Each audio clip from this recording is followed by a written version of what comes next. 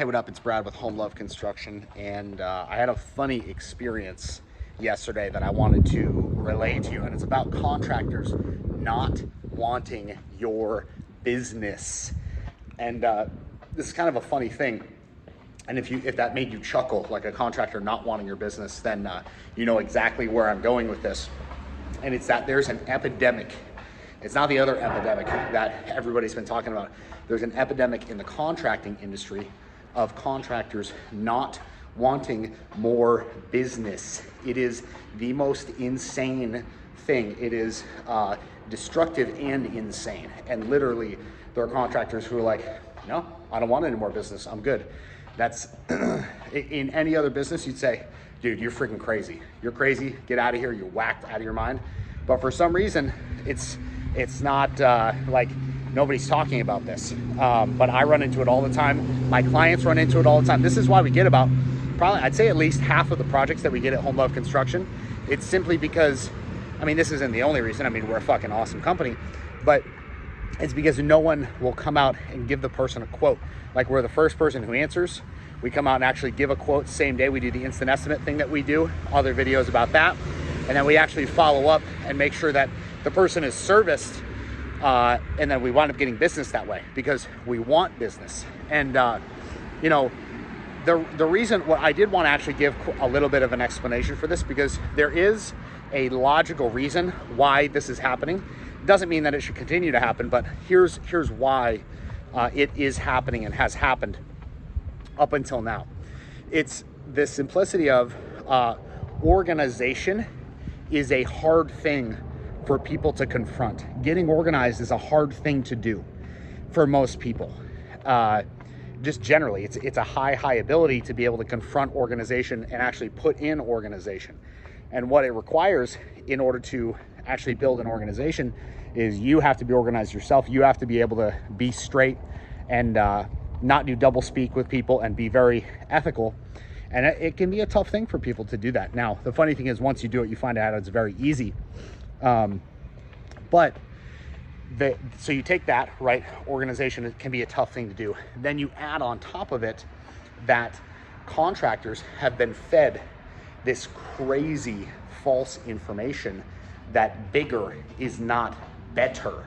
And even some clients of ours started off thinking that when they first talked to us, and they're like, oh, you're a big company. I kind of want to go with a small company. It's like, dude, no, not in this industry. You do not want that, because there's a couple other pieces of information that people just tend to leave out of that conversation. One, the warranty on the work is only good for as long as the company's in business. Most people don't think about that. If a company goes out of business, what's the warranty worth? The paper it's written on is worth more than the warranty. So that's one piece of information. The second is that construction companies go out of business on a daily basis. Even successful ones, even successful construction companies go out of business on a daily basis. I know a construction company, I can think of one off the top of my head. Very good friend of mine used to run it.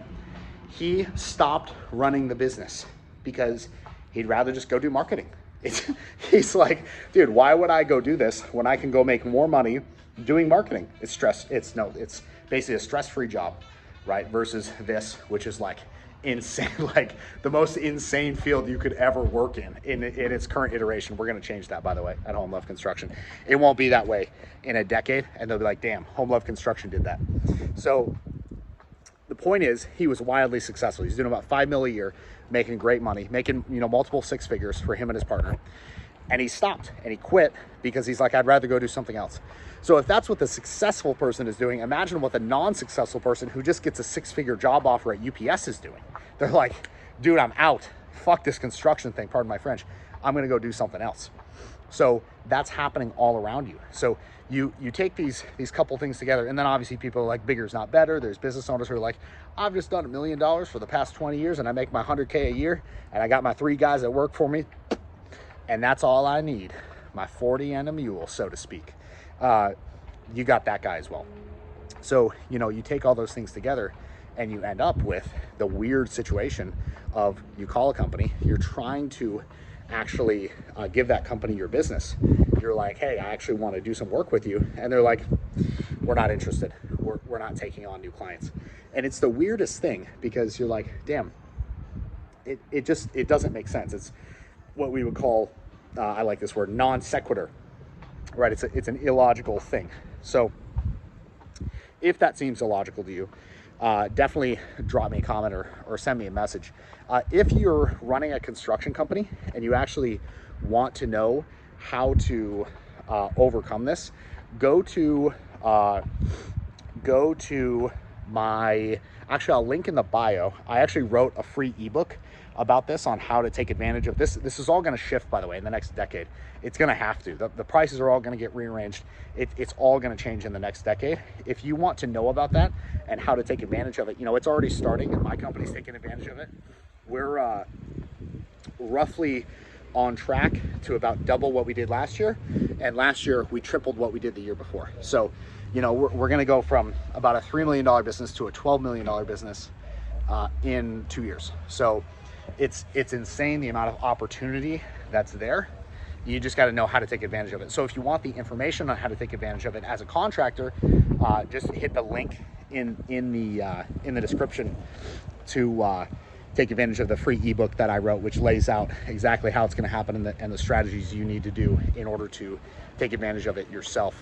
So if you're a client who needs that, call my office. We'll help you.